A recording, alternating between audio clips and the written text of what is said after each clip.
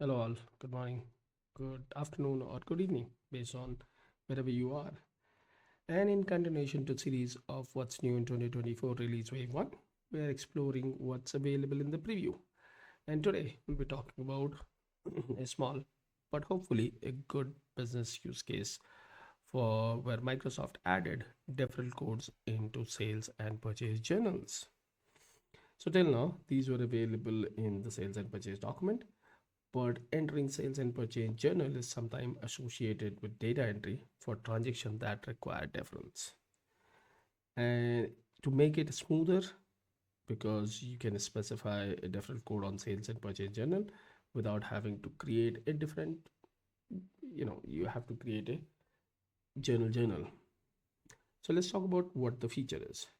You can set the deferral code on sales and purchase journal line, which will allow you to post deferral transaction while you work on these journals.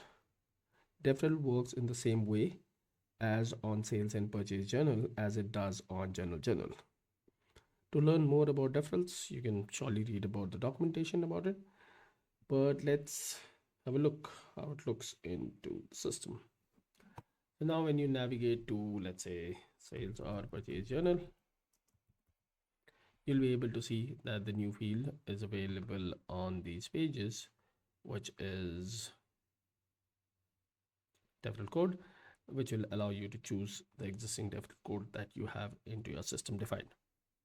There are some things to note that when the journals are posted, the validation happens, which requires that the source code for sales and sales journal, as well as for purchase and purchase journals, are not identical.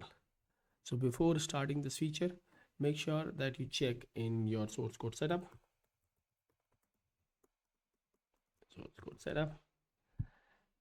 That under the sales, your sales and sales journal source codes are different. In the same way, for the purchase and purchase journal, the source code are different because there is a validation that happens and they should not be identical. But if they are already set identical, let's say if the purchase source code and the purchase journal source code is set to purchases, then you have to do a workaround to kind of handle it, and let's quickly talk about it.